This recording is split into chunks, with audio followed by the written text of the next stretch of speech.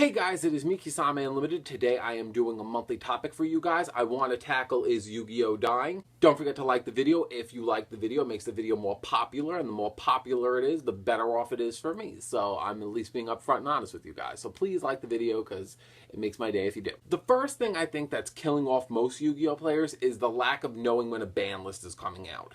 The lack of no ban list date has been a subject that I've tackled before, but the no ban list date has impacted the game a lot more than probably what Konami thinks it has.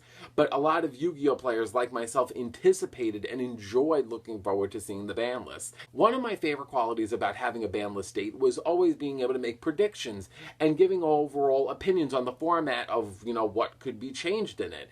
But when you don't see a date when it ends, you don't know when a format's going to start or when it's going to end. You have no idea. You're just sitting back saying, I just kind of hope that this fuckery ends. And it's very easy for a Yu-Gi-Oh! Player to sit down and just let time go by and play something else, and that's time away from Yu-Gi-Oh! And I wish Konami saw that. Like, if they gave dates, it would give like a player like, oh, I hate this format, but at least it's not going to be around for 3 more weeks. Then I know the ban hammer will come and knock out this obnoxious thing that's causing every Yu-Gi-Oh! Player not to play. The number 2 reason with the first part is that if anyone invests into Yu-Gi-Oh! With a ban list whenever the fuck it comes out, it's scary to invest in something that could easily get hit. Now you see, if I know a ban list is coming around, I take my pricey cards from that archetype, sell them off, and then when the ban list comes in, they're like, oh, I hit this card, and now it's limited, now the deck ain't worth shit. Then I got rid of my pricey cards, and I kind of broke even. Like, I played the deck for how long I wanted to, could build something else, and in the end, I didn't get fucked out of like 80 fucking 100, 200, $300. And then in the end, you could walk away making something else. But Yu-Gi-Oh! Players can't do that anymore because ban lists, dates don't exist anymore. The second thing that I think Konami has done to fuck up the game, and I don't have an issue with any of these, so I want people to understand that before I state that. I believe that they're making the game too complicated for new players. Now you see, we have basic monsters, tribute monsters, fusions, rituals, synchros, XYZs, and pendulums.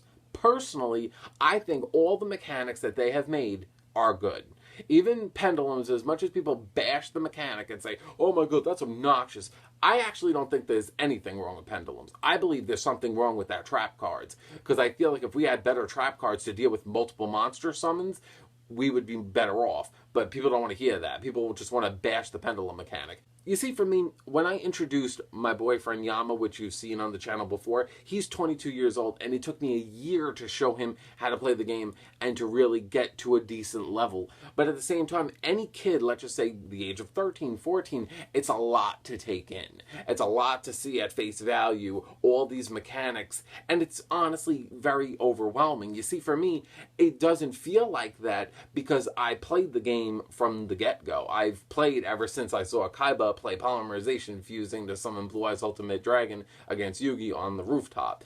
Ever since then, I've been playing Yu-Gi-Oh! So for me, I've been able to adapt to all the mechanics little by little. And I was able to adapt, and I feel very comfortable with all of them. A good example is if I brought my little kid brother that's 5 years old and waited until he was like 10 or 11 and said, oh, let me show you this game, he'd probably be like, this is honestly a little too confusing for me because there's too much to learn. And I'd rather just play another game that's just easier to understand. And I wouldn't blame somebody for that. I believe Konami has made the mechanics that they made, and if they continue to want to make more Yu-Gi-Oh! Spin-off series, that's fine, but you shouldn't make any more mechanics. You're pushing away too many people. It's too much to understand at face value. For veteran players like me, it's okay and it's easy, but for newcomers, you're going to overwhelm them and you're going to turn them away, and you don't want to do that to fresh eyes that are interested in your product. You don't want to say, oh, well, you got to try this, and this, and this, and if you don't do this, you're stupid, because you can't ignore one side of a mechanic. You can't be like, I like synchros and I like fusions, but that's all I need to know. No, because you need to know XYZs, you need to know pendulums, or else you're going to lose all the time because you don't understand and get the concept. You have to know everything to be good at it. Sad to say, but it's true.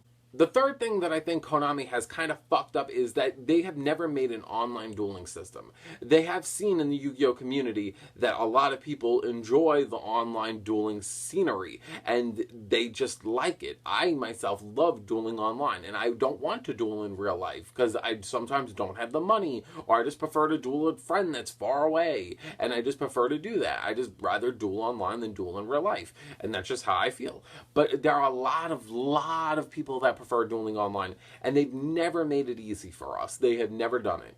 And then the second quality is that they make games that don't really have good updates, so you can't really get the cards like that, and nobody wants to invest money in an online game. Nobody wants to do that. And little by little, they stripped away Dueling Network. They try to strip away Yu-Gi-Oh! Pro. It's like, well, it's not officially them, but you know what? In the end, it's still their business, and it's their fault that it's happening.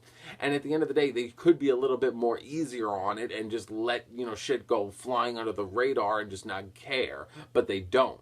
And a good example, that's why I would state that those three reasons are why Yu-Gi-Oh! Players are kind of like flocking away. Because it's like what I just stated. It's that the ban list dates are so sloppy, and they never have been like that. So it's really surprising to see Konami go downhill like that. So that's number one. The mechanics are fine for what they are now, but I think that they should stop at pendulums and just keep it at those.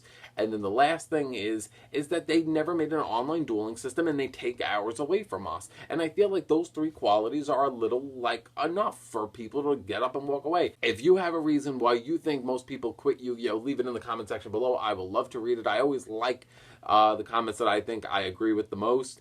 And don't forget to subscribe to the channel if you are new. I upload every Tuesday, Thursday, and Saturday. I hope you guys all have a great day and a better tomorrow. Bye.